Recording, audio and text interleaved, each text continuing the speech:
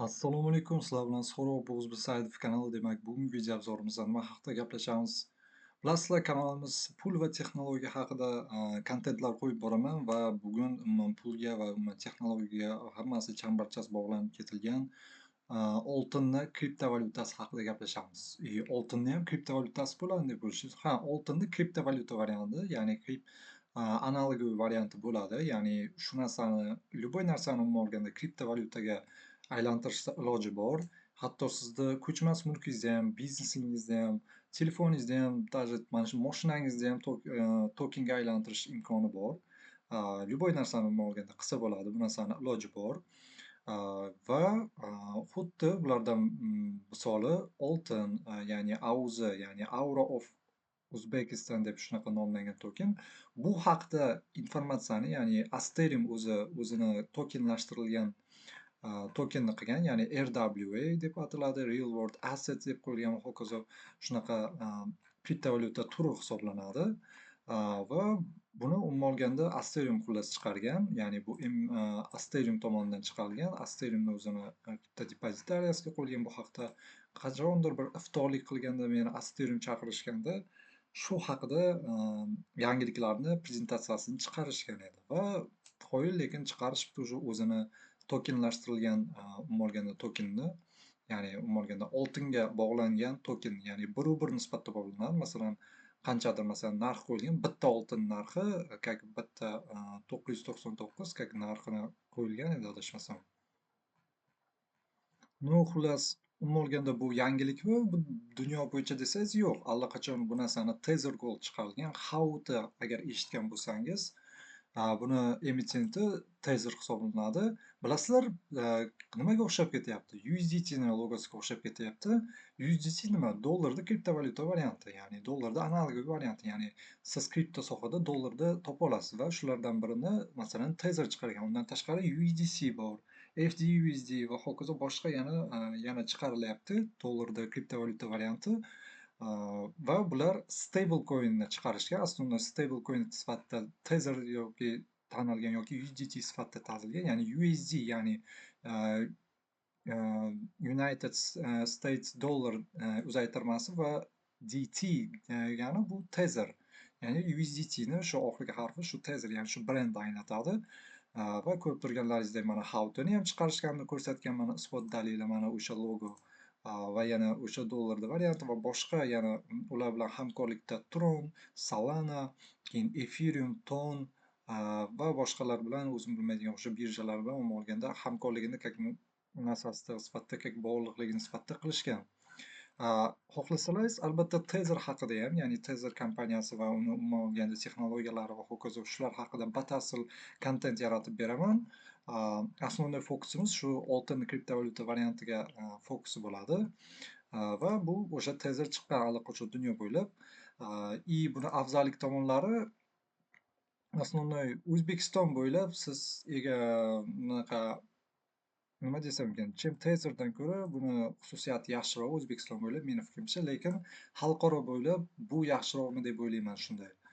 Tak, umuman olganda mana ko'rib turganingiz jismoniy oltinga egalik qilishning tokenlashtirilgan shakli deb qo'yilgan, bir nisbatda bo'lgan va mana shu, ya'ni endi bu ishlash tizimini ham sizlarga tushuntirib beraman. Masalan, siz O'zbekistondasiz va masalan boshqa davlatga, masalan Dubayga ketmoqchisiz va oltinlaringizni hammasini ko'tarib keta olmaysiz. Juda ham ko'p bo'lsa, albatta davlat olib qo'yadi sizni oltiningizni va конечно bu narsa nima desam ekan, olib qo'yadi, vaqtingizni oladi, ishingizni ko'paytiradi. Umuman olganda даже umuman sizda barcha oltinlaringiz bo'yicha o'tkaza olmaslik mumkin. Qora kun bo'lib qolishi mumkin, qandaydir ekstremniy vaziyat bo'lib qolishi mumkin.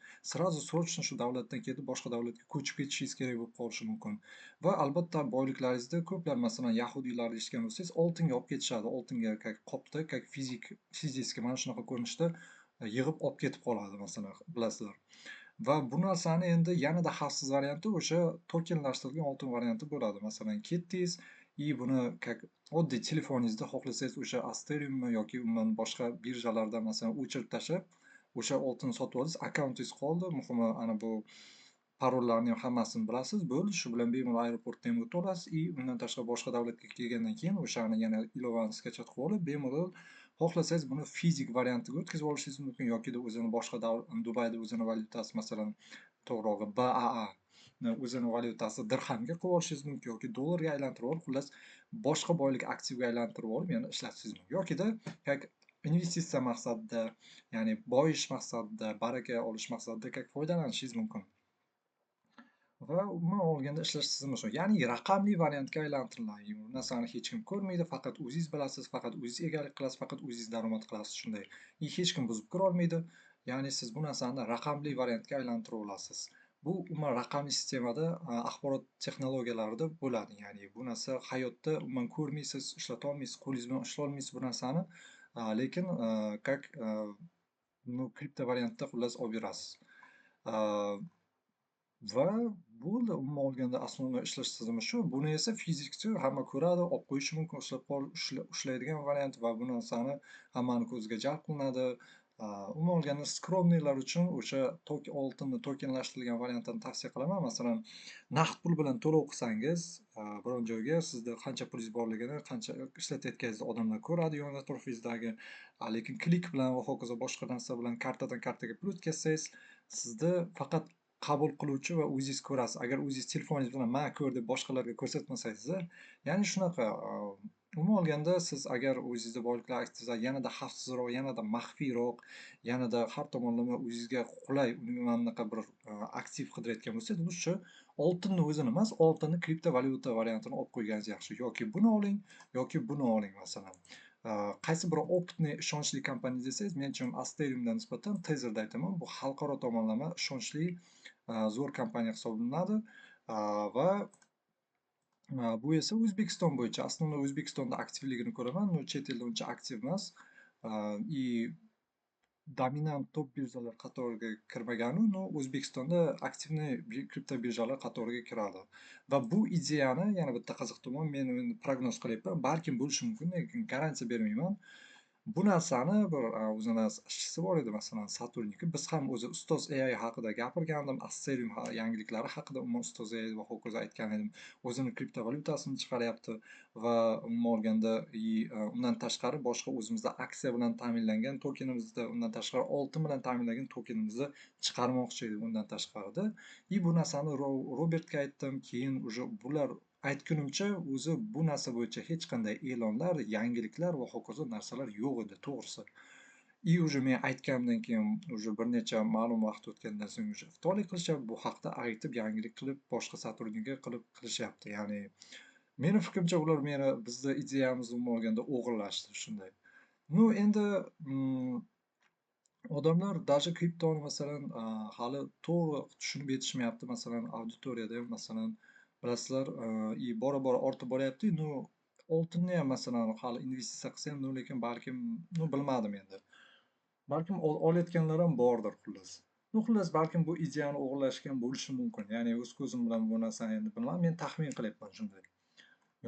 И hujjati, ya'ni white paper'i, har bitta o'zini kriptovalyutani o'zini white paper varianti bo'ladi. Bu token hisoblanadi. RW token, ya'ni coin emas, ya'ni umuman olganda hamma o'zi Bitcoin ham token hisoblanadi, Ethereum token, faqat farqli ravishda sizlarga masalan Solana, Ethereumlar, masalan, mana bu Solana, Ethereumlarda o'zini blokcheyni bor, Tonni ham o'zini blokcheyni bor masalan. Mana bu USDT'ni blokcheyni yo'q. Bu boshqa blokcheynlarda yaratilgan. USDT ham, mana bu Tether Gold ham, mana bu ham, mana bu Mirasmanda blokcheynida yaratilgan, mana Asteriumni o'ziniki. Va agar blokcheyn ishlamasa, masalan, agar masalan Solanada masalan USDT boshqa blokcheynlar pand bersa, ularga ham minus bo'ladi. Ya'ni shunisi tomoni ham bor. Lutchi blokcheyni, albatta endi bunga endi menimcha blokcheyn shart emas, chunki RW endi har xil maqsadlar, muammolardan kelib chiqib har bitta ideya bo'ladi. Siz ideya yaratib uni, lekin odamlarga kerak emas bo'lsa, qandaydir muammosini hal qilmasa bir teng. Shuning uchun ham buni afzallik tomoni, menga qiziq tomoni nimasi yoqdi? Ular Asteriumni o'zini hamkori Octobank bor. Va Octobankda ishlaydigan ishchisi, как Asteriumda как hamma asoschisi hisoblanadi. Endi LinkedInda endi publishniy informatsiyalar, конечно, endi hamma o'zim o'rgangan, tahlil qilganlarimdan kelib chiqib va siz buni fizik holatga almashtirib olishingiz mumkin. Masalan, bu Tether Goldda qanday imkoniyat berishini bilmadim-u, lekin fizik holatda buni qilib olishingiz mumkin. Oktobankka borasiz va o'sha sizga oltinni fizik varianti mana shunaqa variantlarga almashtirib olishingiz mumkin agar auzi token sotib olsangiz. Va mana ko'rib turganlaringizdek mana oltin probasi 24/7 rejimda ishlaydi, ya'ni siz buni aktivda 24/7 rejimda boshqarishingiz mumkin, saqlab qo'yishingiz mumkin. 0,01 grammdan sotib olish boshlashingiz mumkin. Narxini ko'rsatib qo'ygan, masalan, общий hammada hozir narx qancha, masalan, oldin qanaqa grafikda va hokazo u so'm bo'yicha yokida dollar bo'yicha ham ko'rishingiz mumkin. Zakriz grafik qo'ysak, yanada bo'ladi. Mana qo'llash oltin asrlar davomida o'z qadrini qimmatini saqlab kelgan. Chunki bu kamyob bo'lgan va umuman olganda nima desam ekan, ну, oltin arzondan, конечно, да, fikrga qo'shilaman. Yana umuman olganda har xilcha tokenlarni quymalarga almashtirishingiz mumkin. O'sha Oktobankka borsangiz, xullas 50 grammga yokida 10 grammga va hokazo har xilcha o'zini kategoriyalari bo'yicha olishingiz mumkin ekan fizik variantini. Va bu narsa 5 yil degani hokazo boshqa narsa qilsa bo'lar ekan xullas. Birinchi nima qilish kerak? U auzi tokenini xullas Astroniumdan ro'yxatdan o'tib sotib olar ekansiz. Keyin auziga egalik qilasiz. Qanday egalik qilasiz? Sotib olasiz. Bo'ldi, kошелегingizda turadi. Oltinni soting. Ya'ni narxi oshganda foyda olish uchun sotasiz yokida olib keting. Ya'ni Oktobankka borib olib ketishingiz mumkin. Yokida shu boshqa aktivga almashtirishingiz mumkin. Bitcoinga almashtirishingiz mumkin yoki so'mmi yoki USDT ga ham shunday. Siz nima olasiz evaziga? Kichikdan boshlashingiz mumkin, ya'ni foyda olishingiz mumkin. Jamg'armani saqlash, ya'ni investitsiya olib, keyin o'sha narsani boylik sifatida saqlab qolishingiz mumkin. Endi qora kunga deb qo'yishingiz mumkin yoki 24/7 rejimda kirish va hokazo aktivni istalgan vaqtda boshqarishingiz mumkin. Doimiy qo'l ostida. Endi 24/7 ishga Astonium ham harakat qilsa kerak, chunki agar ularda texnik muammo bo'lmasa, 24/7 kira olasiz, agar logichniy to'g'rida. Doimiy qo'l ostida bo'ladi-da, конечно, kошелегingizda bo'ladi shunday. Oson yechib olishingiz mumkin. Yana nima, qonuniy va nazorat bor, qonuniy va nazorati bor. Merosmanda shaffof o'zini blokcheyni bor. Xullas hamma ko'ra olar ekan bu shaffoflikda. Va kimlar anaqa o'zi bu narsaga egalik qila oladi deb qo'ygan. Bitta token turli xil ssenariylar, ya'ni jismoniy shaxslar, fiziksiy shaxslar, ya'ni sizni biznesingiz yo'q, biron joyda ishlaysiz yokida fizik shaxs bo'lsangiz. Yokida investorlar, ya'ni kim pul tikib, oltinga pul tikib, umuman olganda daromad qilmoqchi bo'lgan investorlar. Yokida kripto foydalanuvchilar, ya'ni kriptoga qiziqadigan foydalanuvchilar, institutsional investor, zaxirada balansini hedjlar uchun shaffofligi ta'minlash uchun, как rezervga saqlash uchun. Va bular mana bu sun'iy intellekt birontasi, to'g'risi. Lutchi bundan ko'ra boshqacha taxmin qilgan. Hammasi bir xil qiyofa, tipa bunaqa portretini yaratishgan, mijoz portretini. Ну, boshqacha ideyalar ham bor ekan, to'g'risi. Va auzi bank quyma oltini va hokazo aytyapti, asosiy xususiyatlarida auzida 0,1 grammdan boshlab olishingiz mumkin. Hauti boyagi aytganim, mana bu Hauti qisqarcha nomi. Mana bunda 0,1 Hautidan olishingiz mumkin, bankdagi omisidan va hokazo. Hammasini tahlil qilib, taqqoslash bo'yicha siz qilishingiz mumkin. Qaysi biri qulay bo'lsa, shu olishingiz mumkin bo'lgan. Tekshirib balansingizni olsangiz bo'lar ekan, savdo bo'limiga bog'lansa bo'lar ekan, kontaktlari bor, navigatsiya boshqa haqida ma'lumotlar. Auzi-Tekon bu aytgandek shu bu oltin bilan ta'minlangan kriptoaktiv, ya'ni Aurum deb qo'yilgan. Ya'ni Aura of Uzbekistan, ya'ni O'zbekistonning aurasi. Meni fikrimcha O'zbekistonning aurasi faqat bu emas, boshqalari ham bor. Men shuni bilaman, shunday bir aktivlar bor, shunday bir anaqa narsalar bor dunyoda. Siz agar o'sha narsalar sizga kerak bo'lsa, mana bu oltin ham sizga kerak bo'lmay qoladi, to'g'risida. Bu как investitsiya, как hozirgi vaqtda aktualniy bo'lgani uchun bo'ldi. Lekin bu narsa o'zini qadrini ham yo'qotishi mumkin kelajakda. Bundan ham qadrliroq aktivlar ham bor, to'g'risini aytsam sizga. Ya'ni bizda boshqa ideyalar bor, hali ularni ideya qilmagan, ularni lekin Asteriumga aytmaganmiz, balkim ular o'g'limiz. No, endi bu men taxminim, balkim o'zlarida doni bu ideya bordir, shunday. Nima bo'lganda ham Asteriumga omad, mana ko'rgan bitta auzi, ya'ni o'sha oltinni kriptovalyutasi bitta 1 gramm o'sha oltinga teng va bank safega qo'linadi, NAPT tomonidan tartibga solinadi. Bu NAPPni bilsangiz kerak. Bizda O'zbekistonda qonunchilikda o'zi kripto soha bo'yicha nazorat qilingan, Asterium bilan qo'llab-quvvatlangan. Ya'ni Asterium поддержка qiladi. Faqat Asteriumda bo'ldi. Boshqa birjalarda yo'q. Faqat Asteriumda olishingiz mumkin. Mana bu Tether Goldni esa mana ko'rib turganlaringizda qayerda? Bybit'da olishingiz mumkin, Bidyet'da olishingiz mumkin, Crypto.com USDda chiqadi masalan. Yana undan tashqari yana Gate'da olishingiz mumkin, Qcoin, Kraken'da bor, OKX'da olishingiz mumkin, XCC'da olishingiz. Endi ular nelegalniy, Binance faqat legalniy, lekin bu yerda yo'q ekan, g'alati. Lekin Binance'da bor shunday. BingX'da ham bor, VX'da ham bor, g'alati. No, endi menimcha qandaydir bular bilan boshqacha hamkorlik qilish kerak. Uniswap, Bytebit ular bilan hamkorlik qilganmiz. Endi va endi Octobank qaysi? Octobankni bilsalaringiz kerak. Mana bu yerdan olib ketasizlar o'sha agar aktiv olmoqchi bo'lsalaringiz. Qaysi edi xullas? Mana bu. Oldingi nomer Halnaq bank bo'lgan, hozir Octobank bo'lgan. Adashmasam Rossiyada ham qilishgandi. Xullas shunaqa bank bo'lib, bu haqda ham albatta batafsil ma'lumot qilib berishim mumkin. Bu bank haqida qanday qilib foydalanish va hokazo batafsil olmoqchi bo'lsangiz. Va undan tashqari aytganimdek, mana bu BingX'da ham, VX'da ham olishingiz mumkin. Xullas, Auzuni faqat Asteriumda hozircha olish mumkin. Asterium haqida ham batafsil ma'lumot qilganman. Tether Gold, endi buni ko'rib chiqaylik. Bu endi xalqaro tomonlama, ya'ni Tether kompaniyasiga tegishli, это цифровой token, ya'ni raqamli token hisoblanadi, обеспечен физическим золотом, ya'ni fizik mana shu oltin bilan ta'minlangan shunday. Совершение va hokazo Tezurga как золото удобнее deb qo'yilgan. Lyokis nimalar beradi? Основной narsalari qilishgan edi o'zi.